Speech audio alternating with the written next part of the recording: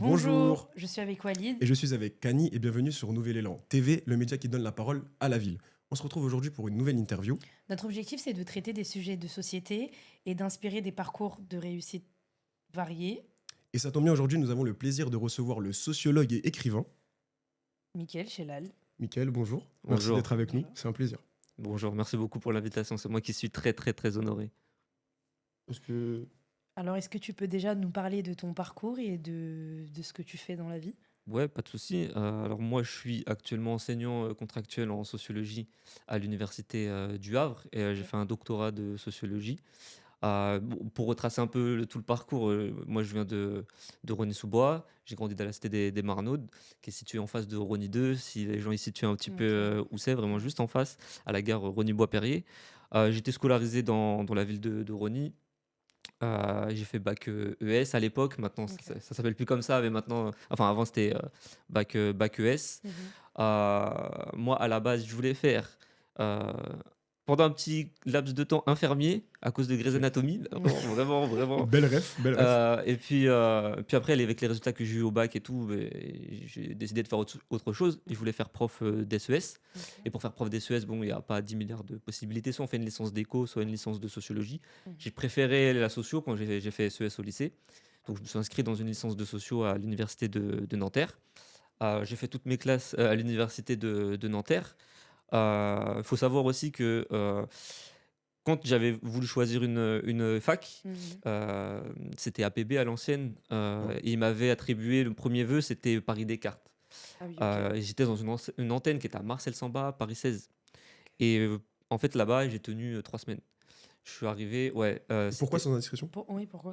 franchement, c'était trop, trop dur. En fait, la différence, la distance sociale avec les autres étudiants, Ok. Mhm. étudiantes et étudiants était trop, trop, trop grande. Et je me rappelle, ça m'a marqué parce que je me rappelle que quand je rentrais, je disais à ma mère, je vais jamais réussir mes études si je reste là-bas. Mhm. Non, mais vraiment, c'était Ouais. vraiment difficile parce que la distance, elle était vraiment trop, trop importante. J'ai vraiment les souvenirs dès les premières semaines des discussions, ils parlaient de leurs vacances. euh, dans le Var, je sais pas où. J'ai des Il souvenirs y comme avait trop ça. une grosse Mais différence. ouais, il y avait Mhm. vraiment trop de différences. Et puis même les premières semaines, ça commençait à parler de soirées et tout. Moi, j'étais pas du tout dans le délire des soirées, tu vois, Mhm. soirées posées chez C'est les l'arrivée à la gens, fac, hein. Ouais. C'est etc. l'arrivée à la Voilà. fac. Ok. C'est quand tu arrives à la fac que tu te frottes un peu à tout ça. Ouais. Mais moi, j'étais pas prêt à me frotter à tout ça. Et heureusement, j'avais une pote à moi qui était dans mon lycée, qui elle était à Nanterre et qui m'a dit ouais, peut-être qu'il reste de la place à Nanterre. Demande à l'UNEF s'il Mhm. reste de la place, etc. Donc, grâce à l'UNEF à l'ancienne, ils ont réussi à me trouver une place et je me suis inscrit à la fac de Nanterre. Et là, en fait, j'étais comme un poisson dans l'eau parce que la fac, elle est beaucoup plus mixte socialement, Oui, ça change. racialement. Mhm. C'est une fac qui est située en banlieue. Le recrutement n'est pas le même qu'à Paris 5 Ouais, pas Descartes. les mêmes Ouais, profils. c'est pas Ouais, pareil. pas les mêmes profils. Et là-bas, j'étais. Alors, c'était difficile aussi. Vraiment, c'était aussi difficile parce que le passage du lycée à l'université, il est vraiment compliqué. Mhm. Mais je pense que j'ai mis à peu près 2 ans pour m'y faire, 2, 3 ans. C'est que Ah vraiment à la oui. fin de la L3, ouais, enfin à la L3, où je commençais un peu à prendre mes marques et je m'y sentais mieux. Et après, j'y suis resté pour le master et pour le doctorat.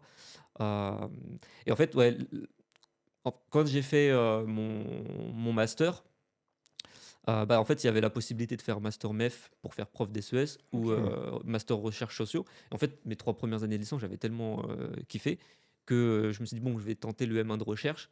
Puis après, j'ai fait mon mémoire de première année, mon mémoire de deuxième année. Ensuite, les profs, ils m'ont conseillé de continuer.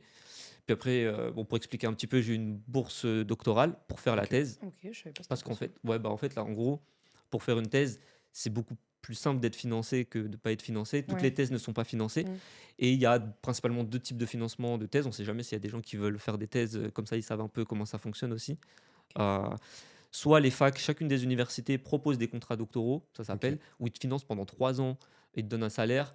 Pour être très concret, c'est 1 300 € sans l'enseignement, parce qu'on doit enseigner pendant les 3 ans. C'est un peu notre formation d'enseignant à ce moment-là, hein. Il y a zéro formation. Ok. On est mis devant la classe Ah, directement comme ça dans le grand bain. directement, ouais, Ok. au bout de la deuxième année de doctorat. Ok. Et donc là, le salaire, il passe à peu près à 1 700 avec Ok. les heures d'enseignement qu'on fait. Mm. Donc ça, c'est première forme de financement. Soit il y a ce qu'on appelle des contrats cifres. Contrats cifres, en gros, c'est un peu une alternance de la thèse. Ok. On doit trouver Ouais. une entreprise qui va nous financer la thèse Oui, et on c'est va vrai. travailler pour eux. Donc en gros, des fois, selon comment tu t'organises avec l'entreprise, tu fais 3 jours de taf pour eux. Après, tu peux taffer 2 jours sur ta thèse. Ça C'est un varie. peu de Ouais, l'alternance, ça, quoi, ouais, en c'est gros. de C'est comme une l'alternance, alternance. comme. L'inconvénient de ça, c'est qu'ils peuvent t'imposer ton sujet de recherche. Ok. Ah, ok. Ils peuvent un peu te dire, bah, bon, on te paye, tu vois, donc il faudrait peut-être plus que Tu ton sujet t'orientes, tourne ouais. vers ça, parce que en fait, ils vont tirer profit de la recherche que tu mènes pour eux. Ah, bien Ok. évidemment. Et donc voilà, ça c'est une autre forme de financement. Il y en a qui le font sans financement, mais c'est beaucoup plus compliqué, ça met plus de temps. Mm. Sachant que par exemple, moi là pour la thèse, le financement c'est 3 ans, parce que le diplôme du doctorat c'est 3 ans après le master. Ok. Mais la thèse, moi par exemple, j'ai mis 7 ans à la faire. Ouais, C'est de vraiment long. 2015, ouais, de 2015 à 2022. euh, mais c'est totalement différent du reste des études parce que tu n'as plus de cours, tu dois suivre quelques séminaires, mais après, tu n'as plus du tout de cours. Ok. Et donc, après le doctorat, j'ai fait un contrat qu'on appelle ATER, attaché temporaire d'enseignement et de recherche. C'était un contrat de Ok. 2 ans euh, dans lequel tu enseignes. J'ai fait ça à l'université de Bordeaux. Donc, la première fois là, que je quittais l'Île-de-France, que je quittais la Seine-Saint-Denis et tout. Est-ce Et que t'as c'était pas un dû? autre choc, ouais, un autre Ouais. choc, en gros? Ouais, c'était un autre choc, moins que l'université. Mm. Franchement, le choc de l'université, moi, ça m'a. Enfin, si on peut revenir dessus, ça m'a vraiment marqué.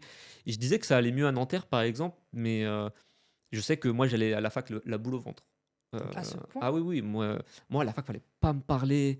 Je m'installais au fond, je prenais en note. Moi, j'étais pas venu pour me faire des copains. Enfin, j'étais vraiment Ah oui, c'était matrixé, j'étais vraiment. Ouais. dans un délire. Mais en fait, c'est que j'arrivais vraiment pas à m'intégrer. Après, je sais que il y a beaucoup de choses qui sont de ma faute, où j'ai pas fait l'effort. Mais quand tu sors du lycée et que tu as grandi dans le C'est même environnement d'adaptation. avec tes amis, Mm. Je etc., comprends. Mm. enfin de la maternelle jusqu'au lycée, Ouais. C'était dans le même ça, secteur, ouais, ouais. voilà, Ouais, ça c'était. représente 20 années de ta vie. Pour se Mm. défaire de ça, c'est super difficile. Euh, et ça a demandé un gros effort d'aller vers les autres, vraiment. Mais quand je vous dis j'avais la boule au ventre, c'est vraiment chaque matin. Et c'est pour ça, ça a beaucoup influencé par exemple sur la façon dont je suis prof. Moi, j'ai pas fini de raconter mon parcours, mais ça a joué. Mm. C'est que moi, par exemple, les premières années et même tous les autres niveaux que j'ai en enseignement, il faut que j'essaye de les mettre le plus à l'aise possible. Il faut Ok. pas que venir à l'université, ça soit vraiment Une corvée, en gros. Une une corvée, corvée. ouais. Parce que Mm. moi, c'était vraiment une corvée. Wow.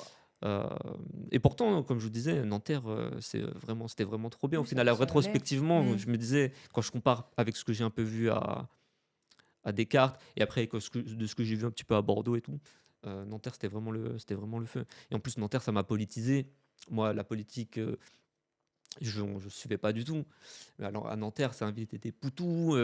Ah oui, On ouais. allait voir C'était pendant les temps du vraiment. midi. Ouais, Mm. on appelle Nanterre la Rouge. Les profs, ils nous racontent l'histoire de la fac. Donc, c'est une fac qui est à gauche depuis toujours. C'est là-bas que mai 68 a débuté. Euh, Mais c'est étonnant quand même parce que se dire que tu étais beaucoup plus à l'aise à Nanterre, alors que maintenant, aujourd'hui, quand on regarde comment les professeurs nous vendent, on va dire, les universités et les facs, C'est vrai. on se dit que c'est Descartes qui est le plus, on va dire, le mieux, on va dire, en termes d'image. Et enfin, les gens se sentiraient beaucoup plus à l'aise. Et comment, toi, c'est possible que tu aies pu, on va dire, te sentir beaucoup plus, on va dire, tranquille en Ouais, dans étant ton allé élément, quoi. dans ton élément hum, à Nanterre? Qu'est-ce qui fait que ça. Enfin, quelle était la différence, on va dire? ouais, c'est principalement, c'est même alors le rapport aux enseignants, il était pas le même aussi. Mhm. À Descartes, même si vraiment je suis resté très peu de temps quand même, je suis resté vraiment les 3 premières semaines de, je sais plus, c'était fin septembre, octobre, je sais plus exactement. Le rapport il est beaucoup plus distant, c'était beaucoup plus distant à Descartes, pardon. Mhm. Nanterre, les profs et notamment les chargés TD étaient un peu plus proches. Déjà, je pense que ça joue. Et après, c'était vraiment le recrutement des étudiants et des étudiantes qui changeait totalement. Euh, la fac, ça reste un espace de mixité sociale, mais Mhm. Nanterre, du coup, c'était plus mixte que Descartes. Euh, mais en vrai, même à Nanterre, quand je regarde, en fait, plus on monte dans les niveaux de diplôme, et moins c'est mixte. Donc en fait, Ok. le truc Mhm. qui se déporte, et à la thèse, là, on parlait de choc tout à l'heure, mais la thèse aussi, c'était un peu... Un autre monde. voilà, Ouais, c'était c'est pas encore pareil. un autre monde, parce que ça reste des enfants de classe principalement supérieure, même en classe moyenne supérieure, même en sociologie. Mais ouais, je pense que c'est surtout le recrutement des étudiants. Et le fait que ça soit en banlieue, en vrai de vrai, moi aussi, là, c'était des premiers moments où je quittais la Seine-Saint-Denis. Oui. Donc je prenais le RER A, donc je traversais tout Paris. C'est aussi un des moments qui m'a fait m'ouvrir. C'est pour ça, en fait, Nanterre, j'ai plein de bons souvenirs parce que c'est un truc qui m'a fait m'ouvrir sur le reste de l'Île-de-France, en vrai.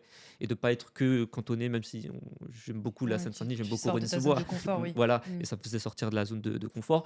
Et c'était banlieue à banlieue. Même en vrai de vrai, quand j'y repense, l'environnement, il y a plein de cités à Nanterre. Oui, Donc c'est des trucs qui font que voilà, je me Il sens y a des pas ressemblances. trop, il y a des voilà, je me ressemblances. sens Ouais. pas trop dépaysé. Il y a une petite ressemblance avec enfin une grosse ressemblance avec la Seine-Saint-Denis parce que le Mm. nord du 92, c'est proche de la Seine-Saint-Denis Bien alors sûr, que le bien sud sûr. du 92, bon, c'est un autre délire. Mais ouais, je pense que c'est principalement pour ça. Et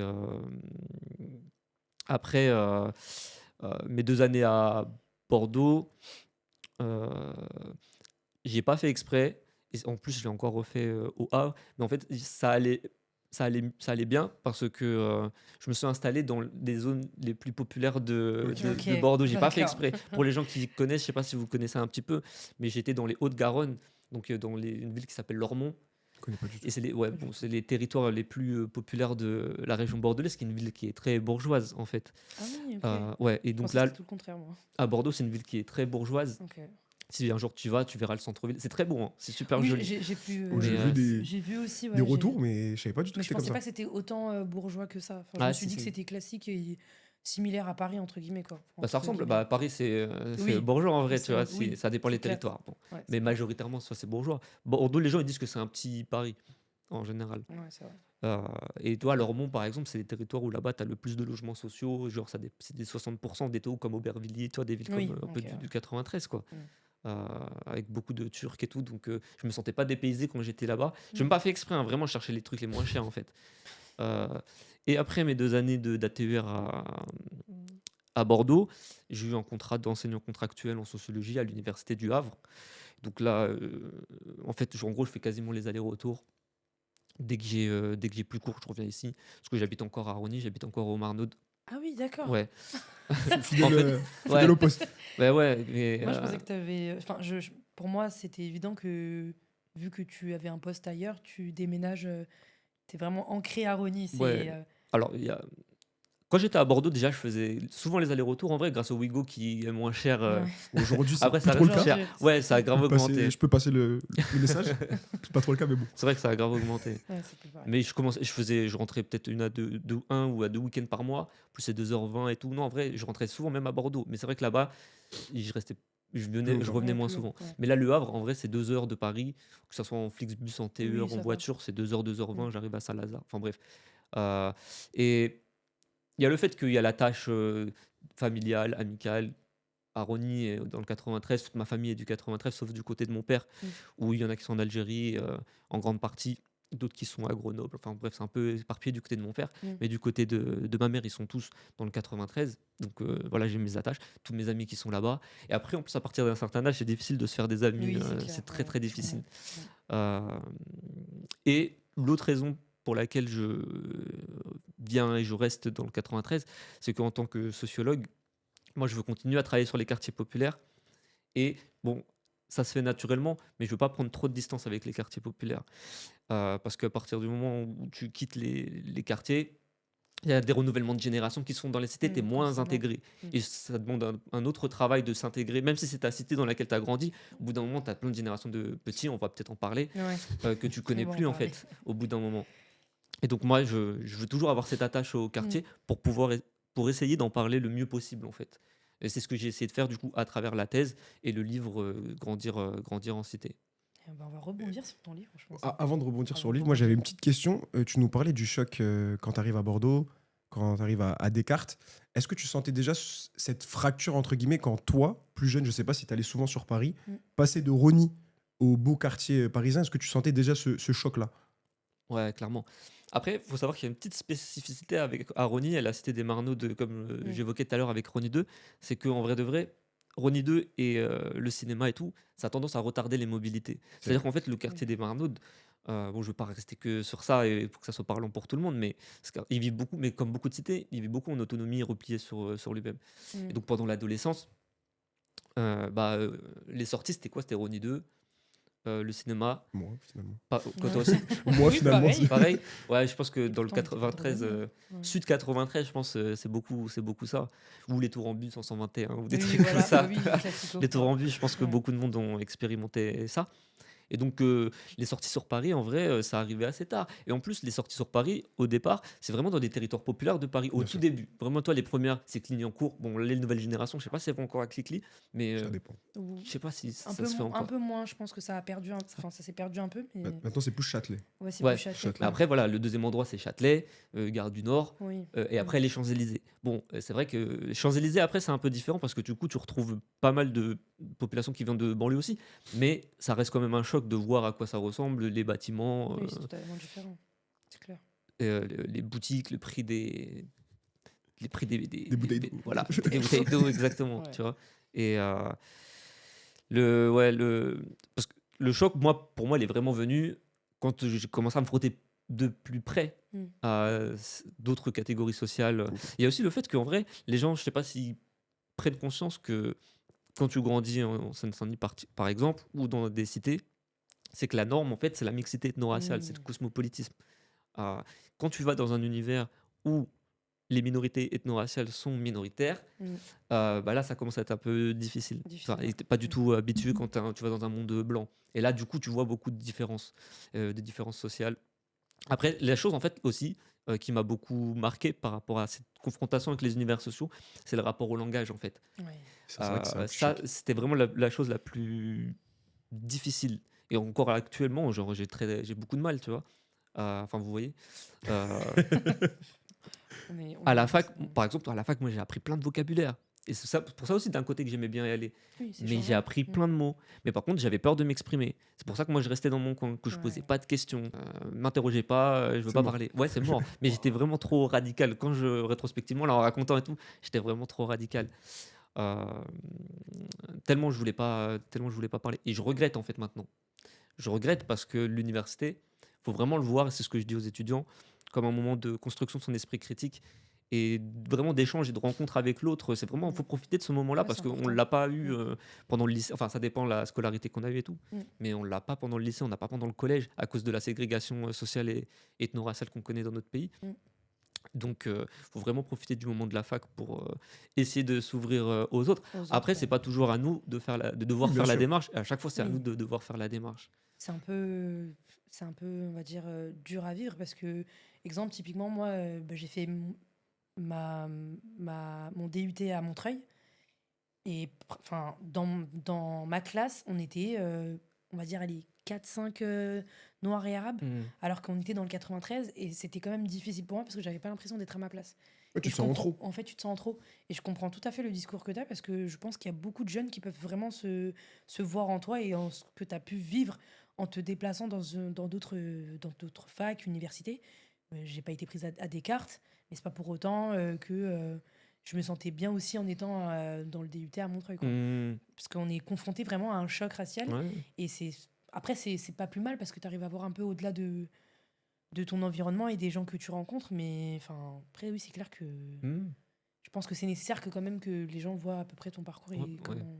Ouais, c'est clair que c'est clair que ça construit. Mm, Mais toi, par exemple, à la fac, mm. quand je disais tout à l'heure, je faisais pas d'efforts et tout, même dans les gens vers qui j'allais, bah, j'essayais de repérer des gens qui potentiellement Qui te pourraient venir ressemblaient. de quartiers de Ouais, banlieue. ok. Puis après, au bout de quelques discussions, tu vois tout de Oui. suite, de toute façon, ça se voit tout de suite Mm. en échangeant. Mais tu vois, après, c'est un truc, ouais, comme je vous disais, qui construit, mais plutôt a posteriori. Ouais, c'est Sur le pas dans moment, ouais, l'immédiat. si tu fais pas les efforts et tout, Ok. et tu vis ça très très difficilement. Via ton parcours et tout ce que tu nous dis depuis tout à l'heure, je pense que ça fait sens avec le projet Grandir en Cité. Mais du coup, comment il est né exactement? Quand est-ce que ça s'est concrétisé, entre guillemets? Alors, faut savoir que Grandir en cité, en fait, c'est le livre qui est issu de ma thèse. Ok. Donc ça s'est concrétisé. Moi, j'ai fait ma thèse et l'enquête de terrain pour raconter un peu le sujet rapidement. En gros, j'essaye de voir comment, quand on vit en cité, comment le quartier peut nous socialiser, c'est-à-dire comment il peut nous transmettre des choses pour les filles et pour les garçons, parce que c'est pas les mêmes logiques Totalement différent. sociales. Et donc j'ai fait ça de 2015 à 2022. Euh, Et le livre, ensuite, il s'est fait. J'ai mis 1 an et demi où j'ai repris en fait la thèse et pour le transformer en un livre qui soit dans mon esprit le plus accessible possible. Mais vraiment, ça, c'était vraiment l'ADA. J'ai déjà essayé dans la thèse d'écrire simplement. Puis après, pour le livre, j'ai mis 1 an et demi à le réécrire en essayant de simplifier par rapport à la thèse et en essayant de mettre le maximum de notes de terrain, le maximum de compte rendu d'observation, le maximum de discussions. Dans le livre, en fait, il y a beaucoup d'échanges, de retranscriptions de conversations pour qu'on soit en fait immergé et qu'on ait l'impression d'être sur place pour que ça soit vivant en fait et pas trop théorique. En fait, la difficulté après, c'est de trouver le bon équilibre entre théorie sociologique et empiricisme, c'est-à-dire données de terrain. Ça, la plus grosse difficulté. Mais voilà, ouais, en gros, le livre, il est né comme ça euh, avec un éditeur de Bordeaux. Donc c'est pour ça aussi mon passage à Bordeaux, je peux Ouais. pas oublier parce que voilà, ça s'est fait là-bas et j'ai rencontré la maison d'édition qui a lu la thèse et qui a tout de suite compris. Donc je les remercie aussi au passage d'avoir totalement compris la DA du livre et de ce que je voulais faire et de m'avoir fait confiance pour le livre. Et puis voilà, c'est sorti en début janvier là, 2025, donc ça fait quelques mois Très récent. qu'il est sorti. Est-ce que tu as une expérience, une rencontre qui a accéléré un peu le processus ou qui t'a marqué par rapport Ouais. à ce livre-là, du coup? En fait, la rencontre m'a marqué, pas pour le livre, mais pour la thèse d'une manière générale, c'est mon directeur de thèse, en fait, que j'évoquais tout à l'heure, qui s'appelle David Lepoutre, et qui a écrit un livre qui s'appelle Cœur de banlieue, Code, rite et langage, pardon, qui a été publié à la fin des années 90. Et en fait, c'est la manière dont lui il a mené son étude. En fait, c'est une méthode qu'on appelle en sociologie l'ethnographie. L'ethnographie, c'est ce que j'ai aussi mobilisé parce que je m'inspire de ça. C'est une méthode selon laquelle en fait on doit aller vivre sur place ou partager les conditions de vie des enquêtés ou des personnes sur lesquelles on travaille. Et donc lui, il vient d'un milieu bourgeois de Grenoble et tout, il n'était pas du tout de quartier, mais s'est Ah oui, installé à ok. La Courneuve dans les 4000, dans les années 90. Il est devenu prof d'histoire géo dans le collège et il a Ok. fait son enquête pendant 10 ans comme ça. Et en fait, il a donné ce livre-là. Moi, quand je l'ai lu en fait la première fois, lui, il m'a formé à l'ethnographie. Donc, c'est aussi ce qui m'a permis d'écrire ce livre et de faire cette thèse de cette manière-là, puisqu'il m'a encadré pendant 7 ans. Donc, ouais, c'est ça un peu je pense, la rencontre qui m'a le plus marqué à la fac pour ce livre. Comme tu as grandi à Rosny, est-ce que tu te dis pas que les personnes qui peuvent avoir une perception extérieure à la banlieue se disent que ton avis est biaisé parce que tu as vécu en cité? Enfin, est-ce que tu penses que si tu avais été dans un autre quartier ou si tu avais vécu à Paris, est-ce que tu aurais fait cette thèse-là ou pas? Ouais, ça, c'est une question, notamment la question de l'objectivité du rapport au quartier. C'est une question ouais, qui revient très souvent et qui, bien sûr, je me la suis posée plein de fois. Parce qu'en fait, en plus, dans les études en sociologie, une des caractéristiques du sociologue, Mm. et ce qu'on apprend aux étudiants en sociologie, c'est l'objectivité, la neutralité. Ça, c'est vraiment les premiers trucs qu'on apprend, un peu comme les journalistes en vrai, hein, Mm. où il faut absolument être neutre et donc essayer d'observer d'autres milieux sociaux autres que le nôtre. Euh, Tous mes travaux universitaires, dès qu'il y avait un devoir à faire, je le faisais sur mon quartier. Euh, et je me disais que il y a des techniques en fait pour créer un peu de distanciation avec son objet. En fait, j'étais contrebalancé entre je peux travailler sur mon quartier en créant de la distanciation et d'un autre côté, en fait, comme la majorité des sociologues ne viennent pas de quartier, quand ils travaillent sur les quartiers populaires, Mm. à part, et là, là, ça me fait penser à ta question de tout à l'heure, une autre rencontre en termes de livres Mm. et de personnes, c'est Marwan Mohamed en fait. Parce que lui, il a travaillé aussi, il a fait sa thèse sur son quartier dans le 94. Je ne sais pas si vous connaissez Marwan Mohamed, c'est un sociologue qui travaille sur les embrouilles entre quartiers et la formation des bandes. Jamais Bon, entendu parler. il s'est un chargé de recherche au CNRS, Ok. donc Trajectoire de fou. D'ailleurs, il va sortir un livre là en début 2026 où il va retracer sa trajectoire, parce qu'il a une trajectoire sociale de fou. Enfin Ok. bref. Et quand j'ai lu ce livre-là, où je vois dans la méthodologie où il dit ouais, bah, il a enquêté sur son quartier et tout, ça a débloqué un petit truc en me disant ah bah peut-être que moi aussi je peux travailler Également le faire. ouais, sur mon quartier. Et comme de ce que je lisais par rapport au quartier, par les autres sociologues qui viennent pas forcément des cités, et je me disais, ah, il manque peut-être un petit truc. Et que ce petit truc-là, bah, sans prétention, mais peut-être que je pourrais l'approcher si je viens de ces quartiers-là. Moi, l'avantage aussi que j'ai eu par rapport à cette proximité, c'est que pour créer cette distance, en fait, j'ai pas fait sur mes amis proches Ok. directement. Ok, Mais ouais. avec le recul, j'aurais pu le faire, en fait. Mais pour toute cette question de distanciation et tout, j'ai suivi principalement 2 groupes.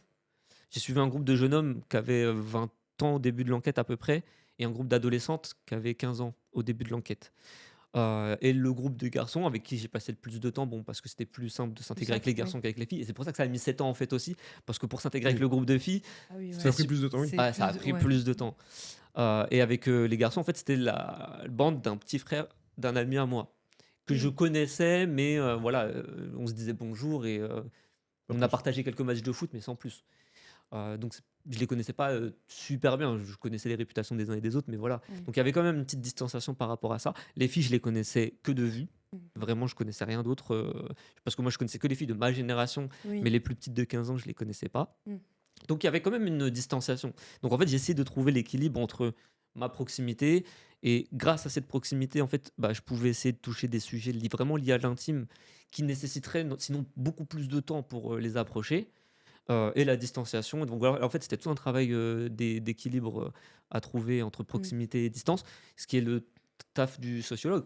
Sur ce que tu dis, avec ton groupe d'amis, les matchs de foot, vous avez squatté, entre guillemets, une cave pendant quelques années. Tu écris dans le livre, la cité est plus organisée qu'on ne le pense. Pourquoi, pourquoi pour toi, les cités sont plus organisées que ce que les gens peuvent penser?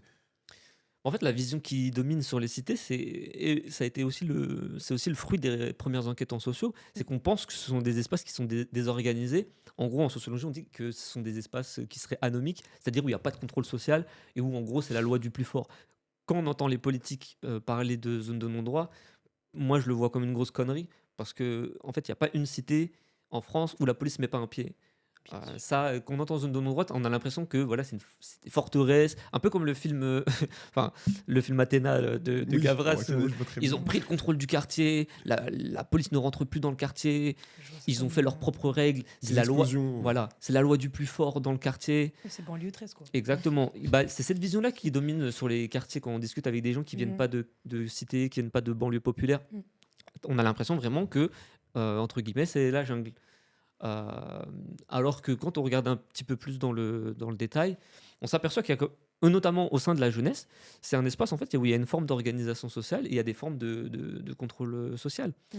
Déjà, ce sont des quartiers où il y a une très forte interconnaissance. Hein, on parle beaucoup de dimension villageoise. Là, c'est un des premiers éléments qui vient quand on dit aux personnes ouais, bah, parle-moi de ton quartier. Et tout. Les gens, ils aiment bien dire ah, mais c'est un petit village, tout le monde se On se connaît, connaît. Oui, etc. ouais, tout le monde etc. se connaît, oui. Et ben, au sein de la jeunesse, cette interconnaissance, elle se caractérise par une forme d'organisation sociale, de hiérarchie sociale, entre deux principaux groupes, Mm. le groupe des petits et le groupe des grands. Et dans les grands, bon, il y a les anciens aussi qui font partie des grands. Et ces différents groupes-là, comme ils cohabitent dans l'espace public, bah, ils ont établi, sans forcément faire exprès, hein, c'est pas conscient, ça s'est fait comme ça dans les Naturellement. interactions quotidiennes, naturellement. Bah, ils ont établi des codes, des règles d'interaction, qui fait que c'est un espace qui est contrôlé, qui est surveillé par les interactions quotidiennes entre les différentes générations. Donc, ce que je dis un peu dans le livre au début, c'est que c'est des espaces qui sont organisés, qui ne sont pas désorganisés. Et ce que je disais aussi un petit peu, juste avant, pardon, c'est qu'en sociologie aussi, un des premiers résultats sur les enquêtes dans les quartiers populaires, c'est de dire bon, bah, ah bah, les cités, ce sont des espaces désorganisés. Mais en fait, ils disaient ça parce que avant les cités, en fait, il y avait des quartiers, les quartiers populaires, c'était des quartiers ouvriers. Et dans les quartiers ouvriers où il y avait vraiment une majorité de personnes ouvrières, ce qui n'est plus le cas puisque la classe ouvrière est en train de se réduire et de Elle disparaître, disparaît. Ouais. là-bas, dans les quartiers ouvriers, il y avait vraiment une vie sociale aussi très contrôlée. Et en fait, comme ce mode de vie-là a disparu, ils ont commencé à dire bon, bah, dans les cités, il n'y a pas le même contrôle que dans les quartiers ouvriers, donc ce sont des espaces désorganisés. Moi, j'aimerais rebondir sur ce que tu as dit juste avant sur les statuts des petits, grands et anciens. Selon toi, comment ils structurent la vie quotidienne des personnes concernées? En fait, ça contribue d'une part à se partager l'espace du quartier Mm. et d'autre part à transmettre des valeurs, des normes, etc. Parce que la logique, pour décrire un peu comment ces groupes y fonctionnent, c'est que en fait, tu as un rapport d'autorité, de domination des grands sur les petits et que, en théorie, les petits doivent respecter les grands en toutes circonstances et la parole des grands et des anciens en toutes circonstances. Ça, c'est vraiment en théorie parce qu'il y a des formes de résistance. Oui. Surtout aujourd'hui. Voilà, Surtout aujourd'hui. on entend beaucoup Mm. ça aujourd'hui. Mais ça, en fait, c'est un truc aussi Qui était déjà présent. ouais, qu'on bien sûr. entend, même les anciennes générations Mm. entendaient dire, enfin disaient déjà, ouais, les petits respectent plus rien. Les petits respectent plus rien. En fait, Oui, chaque génération à chaque l'entend, fois, oui. mais ça, en fait, Ouais. c'est une manière pour les grands et les anciens de montrer la notion de respect, en fait, de l'inclure, de dire, ah, mais vous respectez plus rien. Mais ça veut dire que ça sous-entend que, bah, il faut nous respecter. Ça fait Oui, bien passer sûr, le bien sûr. message un peu Ouais. indirectement. Chaque génération, en fait, entend ce message-là. Et donc, cette transmission de cette valeur de respect, elle prend plein de formes. Et c'est en ça que les grands, en fait, ils socialisent et ils organisent un peu la vie du quartier. C'est qu'ils transmettent ces valeurs-là aux plus petits. Mm. Il y a un petit qui va dire un truc qui plaît pas. On va dire, mais toi, t'es un petit, tu parles pas avec moi, tu vois. Ça peut se faire par la salutation. Et Mm. là, j'ai développé ça dans le livre. Il y a toute une partie sur la salutation. Bon, la salutation, il y a une socialisation de la salutation, des grands par les petits. Après, ça se produit aussi dans la famille, hein. Mais moi, je me suis Oui. vraiment concentré dans l'espace public principalement. Même si, en fait, ces logiques-là, petits-grands, elles sont inspirées des logiques dans la famille, en Ça fait. répercute. C'est vrai. Ouais, Mm. parce qu'en vrai de vrai, dans les familles des classes populaires issues de l'immigration, il y a une forte hiérarchie entre parents et enfants, par exemple. C'est clair. On ne met pas à égalité ses enfants avec les Bien parents. sûr, bien Oui. sûr. Et ça aussi, ça se retrouve même dans la façon d'occuper le logement. C'est-à-dire que les enfants, et ils n'ont pas leur propre espace d'intimité comme on peut trouver dans d'autres milieux sociaux. Même Mm. si les parents, ils essayent quand même dans les classes populaires et moyennes, autant que possible d'offrir un espace d'intimité Oui. aux enfants. Donc ouais, cette logique de respect, on la retrouve aussi dans les familles, avec une forte distinction entre parents et enfants, et même au sein des enfants, Oui. entre les benjamins et les aînés et les benjamins. Et donc ça, en fait, ce qui se passe dans la famille, ils l'ont déporté dans l'espace public et dans les codes de salutation. Par exemple, pour transmettre cette valeur de respect, bon, bah, les grands, ils vont obliger les petits à les saluer. Ou ils vont fixer un certain nombre de codes d'interaction Mm. en disant bon, bah, tu me regardes dans les yeux quand tu me serres la main, tu regardes pas ailleurs. Il y a plein de petits codes comme ça, ou il y a plein de petits codes attachés au respect, associés à la salutation. Et chez les plus jeunes, du coup, il y a comment on appelle ça? Ce sentiment de construction identitaire. Est-ce que tu penses que le rôle des grands, comme tu le décris, d'agents de sociabilisation, pardon, Mm. est-ce que tu penses qu'ils sont très importants et centrales dans cette construction identitaire des plus jeunes? Ouais, ouais, ça reste quand même central. Ouais, je dis dans le livre, c'est des agents de socialisation Mm. parce qu'ils transmettent ces valeurs-là. Après, il faut quand même aussi apporter toujours une petite précision, c'est que pour les petits, ces types de rapports-là, ils peuvent être pesants. Pareil pour les grands, ça peut être pesant d'avoir les petits dans leurs pattes. Donc, en fait, il y a plein de profils de grands différents. Il y a des petits qui évitent les grands. Mais en fait, sur le temps long de la jeunesse, tu auras toujours un moment ou un autre affaire aux plus âgés Bien sûr. que toi, Toi, au quotidien toi, dans le ouais. quartier, si tu fais partie de la jeunesse qui fréquente le quartier. Peut-être je précise aussi ça, c'est important quand même, d'apporter juste une petite précision sur la définition de ce qu'on entend par jeune de cité. Parce que pendant longtemps, ça fait aussi un peu écho à une question précédente, c'est que la figure du jeune de cité, c'était uniquement le jeune de quartier qui était en échec scolaire ou qui commençait à être inscrit dans une carrière déviante ou au chômage, en déscolarisation. C'était vraiment ça la figure du jeune de cité, jeune homme, bien sûr issu de l'immigration et qui est présent H24 au quartier. Mm. Et c'est aussi pour ça que je voulais faire sur travailler sur les quartiers populaires, parce que moi j'ai essayé d'avoir une vision un peu plus large des jeunes de cité. C'est-à-dire que en fait, les jeunes de cité, il y a ce pôle-là, effectivement, des jeunes qui sont ce qu'on appelle en sociologie du pôle déviant, qui sont en difficulté scolaire, etc., qui sont très présents dans le quartier. Mais le groupe, il est plus large que ça, parce qu'en plus, il y a eu la démocratisation scolaire, c'est-à-dire que Oui. maintenant, il y a plein de générations de jeunes qui sont passés par l'école et par les études supérieures, mais qui fréquentent quand même le quartier. En fait, ce qui va varier, en fait, c'est le degré d'intensité d'occupation de la cité. En fait, l'ensemble de ces jeunes-là, ils font partie du groupe de jeunes de cité. Les jeunes de cité, c'est pas seulement le groupe le plus en difficulté. En Et difficulté, ouais. l'ensemble de ces jeunes, ils cohabitent ensemble, ils ont grandi ensemble, et donc bon, ils vont peut-être pas traîner ensemble, mais en tout cas, ils se connaissent, quoi. Mm. C'est pour ça que ouais, je voulais travailler sur ça et un peu ouvrir ce groupe-là et inclure aussi les filles, parce que pendant très longtemps, on me disait que c'était que les garçons. Mais les filles aussi, elles font partie du groupe jeunes de cité, même si elles n'occupent pas la cité de la même manière. Mais donc voilà, il y a plein de profils de jeunes différents, il y a plein de profils de grands différents, et donc il y en a qui prennent leur distance, il y a des grands qui sont un peu plus durs, et tu as des grands qui aiment beaucoup être au contact des plus jeunes, hein. Il y en a vraiment qui, Ouais, ils adorent ça, ouais. voilà, dans le livre, nous, à Orly, pendant un certain temps, on appelait ça les enfants du peuple. C'est-à-dire qu'ils vont au contact des petits, ils aiment vraiment beaucoup les petits, quoi. Ils sont vraiment dans cette logique familiale, dans cette logique familiale-là. Et donc, le poids de la socialisation des grands, il peut varier. Mais globalement, ils ont un rôle important, simplement juste pour les petits codes sociaux qu'on évoquait précédemment. Les grands, ils ont plusieurs rôles un peu dans le quartier. Grosso modo, ils ont un rôle de contrôle social, c'est-à-dire que pour certains grands, ils vont regarder un peu ce que font les petits, et parfois ils vont regarder bon, s'il y a des comportements qui déplaient.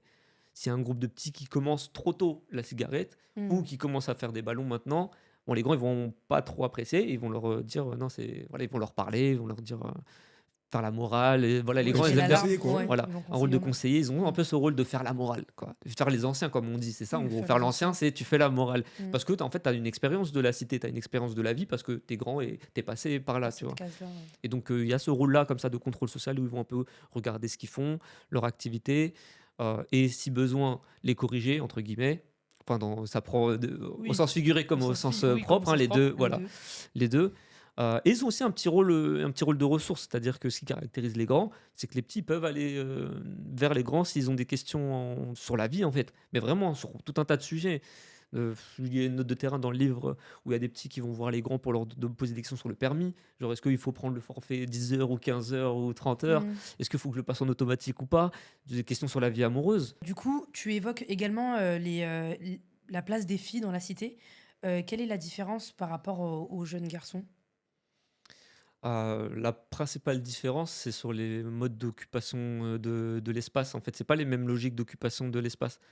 En fait, quand on a tendance à dire que les filles en cité, elles sont absentes des cités, que c'est des no women's land, et que c'est totalement dominé par le masculin. Mm. Mais quand on regarde l'ensemble de la période de la jeunesse, donc de l'enfance à l'entrée à l'âge adulte, les filles, elles sont pas si absentes que ça, en fait. Pendant l'enfance, elles sont très présentes dans l'espace public. Mm. Moi, de ce que j'observais dans le livre, c'est que, en fait, elles ont la même autonomie dans le quartier. Par exemple, quand on demande aux filles, moi, ce qui ressort du livre, c'est que je leur demande c'est quoi la période préférée. Les filles, elles disent l'enfance. C'est leur période préférée parce que C'est des vrai. souvenirs de jeux, Mm. des parties de gamelles, de cache-cache, Ouais, ouais, voilà. c'est vrai. Où les filles font beaucoup des jeux de Star Academy, enfin des jeux de danse devant les halls, Oui. etc. Il y a plein de jeux qui créent un rapport de proximité avec la rue, en fait. Mm. Donc les filles, comme les garçons, elles construisent dès l'enfance un rapport de proximité avec la rue, avec l'espace public. Et donc, mais juste à l'enfance, elles sont moins mobiles que les garçons. C'est-à-dire Ouais. que par les modes éducatifs, les parents, ils ont un peu plus peur pour les filles que pour les garçons. Donc en fait, à l'enfance, elles ont la même autonomie un peu horaire que les garçons, juste les mobilités sont moins importantes. C'est plus en bas de l'immeuble, plus dans le square d'habitation et Mm. moins dans l'ensemble de la cité. Et en grandissant, en fait, elles vont devenir plus mobiles. Oui. Elles vont quitter le square d'habitation et pendant l'adolescence, bon, elles vont devenir plus mobiles que les garçons, mais tout en ayant un peu un espace où elles se retrouvent, mais en passant un peu moins de temps que les garçons. Oui. Parce que les garçons, en fait, comme ils sont un peu plus mobiles dès l'enfance, etc., ils vont connaître plus de monde, Mm. ils vont connaître la cité plus tôt, et ils vont s'y ancrer plus que les filles. Que les filles, Et ouais. donc, ils vont occuper plus d'espace que les filles. Et donc, les filles, quand elles arrivent à l'adolescence, bah, il y a moins d'espace disponible. Donc, en général, les espaces qu'elles occupent, hein, bah, les filles, dans le livre, c'est un banc dans un des squares, c'est les pelouses du quartier. Mais leur occupation de la cité, c'est quoi? Elles se posent dans leur espace. Ensuite, elles font des tours du quartier ou des tours de Rony 2, comme on évoquait tout à l'heure. Puis elles retournent et un peu les domiciles des unes et des autres. Oui. Les garçons font un peu moins ça. Ils utilisent un peu moins les domiciles des uns et des autres parce que les bandes des garçons, en général, elles sont un peu plus grandes que les bandes des filles. Et bref, c'est compliqué de mettre toute la bande Dans la Dans la dans le maison, logement. Ouais. Et en général, même, on fait rentrer dans le logement le pote le plus proche, si on regarde bien. En tout cas, C'est vrai. j'ai observé ça. Et, euh, et en grandissant, en fait, les filles, elles vont devenir plus mobiles et elles vont quitter aussi le quartier beaucoup plus Rapidement. facilement. Mais aussi parce que les filles, elles réussissent mieux à l'école que les garçons. D'une manière générale, les filles des classes populaires, sans parler des cités, hein, juste des classes populaires, elles réussissent mieux à l'école que les garçons. Mais c'est particulièrement le cas dans les cités. Elles réussissent mieux que les garçons. Et en fait, quand tu as une trajectoire sociale ascendante, bon, bah, ça t'ouvre. C'est un peu ce que je racontais tout à l'heure avec la fac et tout, la Nanterre, où tu découvres d'autres milieux sociaux. Bon, bah, elles vont découvrir plus d'autres univers sociaux, davantage d'univers sociaux que les garçons, ce qui va favoriser leur mobilité. Donc en gros, voilà, c'est ça qui change un peu par rapport aux garçons. Mais je finis sur ça, c'est qu'elles sont aussi socialisées par les rapports petits-grands. C'est-à-dire que par exemple, les petites, les filles, dans leur square, bon, bah, par exemple, comme les grands, ils sont établis dans des espaces bien précis, il peut y avoir dans leur square des grands.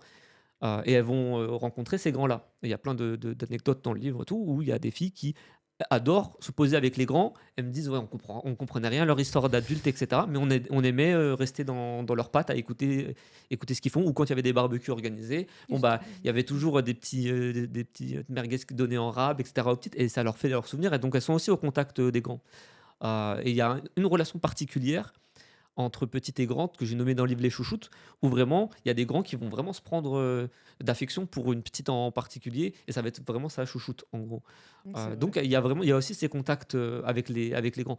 Alors le contact il est moins intense qu'avec les garçons, où les Oui. grands, du coup, comme les filles elles quittent plus facilement le quartier, il y a moins de grandes.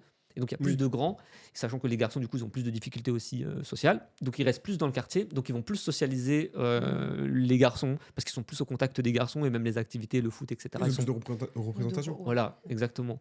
Donc voilà, il y a des petites différences. Mais voilà, l'une des grandes conclusions, c'est de dire qu'elles sont pas si absentes que ça. Elles sont présentes différemment que les garçons. Depuis tout à l'heure, tu nous as évoqué beaucoup de générations, des filles, des garçons, des anciens, des plus jeunes. En quoi cette solidarité intergénérationnelle, elle façonne un peu la cohésion du quartier, à ton avis? Parce que le fait que les grands ils aient un regard sur les petits, et ça transmet quand même une dimension de solidarité et de vie collective. Et ça commence aussi en fait dès l'enfance. Une des caractéristiques de la vie en cité, c'est que on est socialisé à la vie collective. Tout se fait en groupe. Il y a une personne que je suis dans le livre qui dit euh, quand je rentrais chez moi pour boire et si je descendais une bouteille, il fallait qu'il y ait pour tout le monde, Pour sinon tout je le descends monde. pas la bouteille. Il y a plein de C'est vrai, logiques comme ça. Ou paquet de gâteaux, s'il reste 3 gâteaux et qu'on est 12, je sors pas le paquet parce que c'est-à-dire qu'il y en a qui carrément. n'en ont pas. Et donc il y a vraiment une socialisation à la vie de groupe, vie collective. Et les rapports petits-grands, ils contribuent à donner cette dimension collective. Et un des rôles des grands, par exemple, c'est un rôle de protection, très clairement. Et ça fait cette cohésion, cette solidarité. J'ajoute un dernier truc, parce que là j'y pense, puisqu'on fêtait les 20 ans de Bouna Zied, et donc la question des violences policières, elle est absolument centrale, et la Mm. place de la police, elle est centrale. Et dans cette vie collective, cette solidarité, etc., les grands, ils ont quand même un rôle, parce que par exemple, ils préviennent quand il y a des unités avec lesquelles il ne faut pas blaguer. Oui. Enfin, BAC 93N, Mm. la Batman, comme on dit, ils préviennent que ouais, faut pas blaguer. Ou ils disent aux petits, tel agent, attention, lui, il est connu pour mettre des coups de pression, fais gaffe. Voilà, et ils préviennent sur le fonctionnement de la police avec eux. Donc ça fait partie de cette solidarité aussi. Ouais. En fait, c'est fou parce qu'on se dit, si on revient sur au début de, on est perçu comme des personnes qui n'avons pas des règles de vie. C'est fou parce que vraiment, ces règles-là, en fait, même si avec le temps, on a l'impression que bah, rien ne change, bah, c'est toujours ancré, en fait. Ça fait toujours partie des codes de la rue Mhm. qui sont perçus comme des mauvais codes d'un point de vue extérieur, même des médias et des politiciens. Et je me dis, parce que, je me dis, ça bouge pas, quoi. Parce que, mais on en parle aujourd'hui, mais c'est des règles qui étaient présentes depuis Mhm. longtemps, quoi. Mhm. Et je pense que ça va pas cesser de.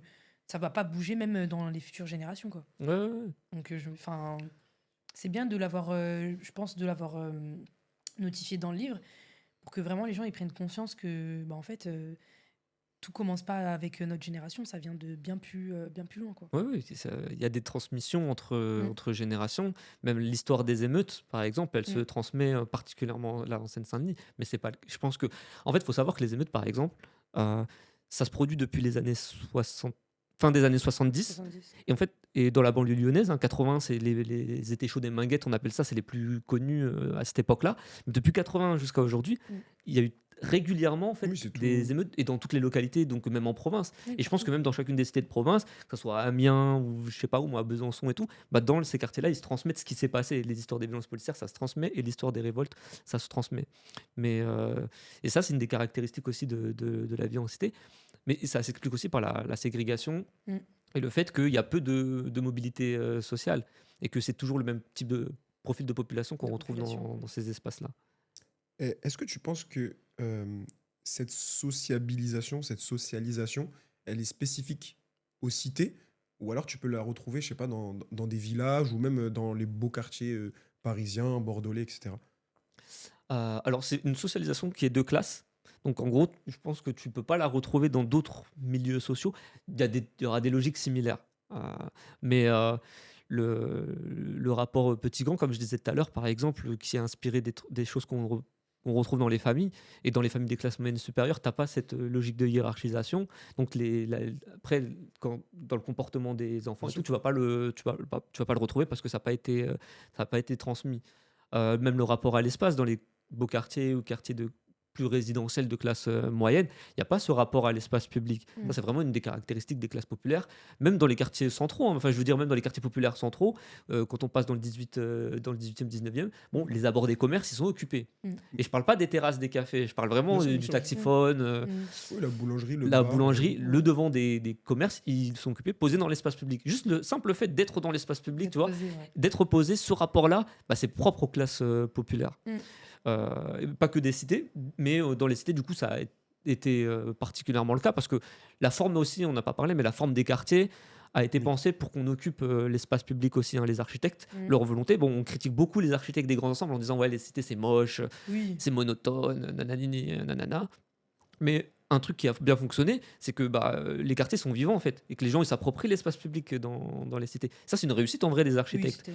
C'est juste qu'après, bon, ça fait vie repliée sur le quartier, mais parce qu'il y a d'autres logiques sociales qui font que on reste dans le quartier. Il y a plein de logiques similaires avec les villages français, sauf que eux, ils utilisent un peu plus les logements, l'espace privé du domicile, ce qui est un peu moins le cas un tout petit peu moins le cas en cité quand même. Et puis je pense aussi la grande différence entre le monde villageois, enfin l'espace rural et l'espace urbain type cité, c'est le rapport à la police et les inégalités ethno-raciales, puisque les cités elles accueillent des populations issues de l'immigration racisées, alors que c'est principalement blanc dans l'espace rural. Et du coup, moi, j'aimerais avoir un peu ta perception des choses. Toi qui as grandi en cité, qui as côtoyé aussi des gens qui ont vécu en cité ou dans le quartier, en gros, aujourd'hui, qu'est-ce que ça représente pour toi de grandir en cité? Qu'est-ce que ça signifie pour toi? C'est alors beaucoup de choses positives, parce que ce qu'on évoquait tout à l'heure, c'est vraiment la transmission de valeurs et de règles et de codes, etc., qui sont un peu centrales dans la vie de tous les jours, de traiter respectueusement. Voilà, ça entraîne une éducation. Et donc, dans le rapport à autrui, c'est des choses qui sont essentielles.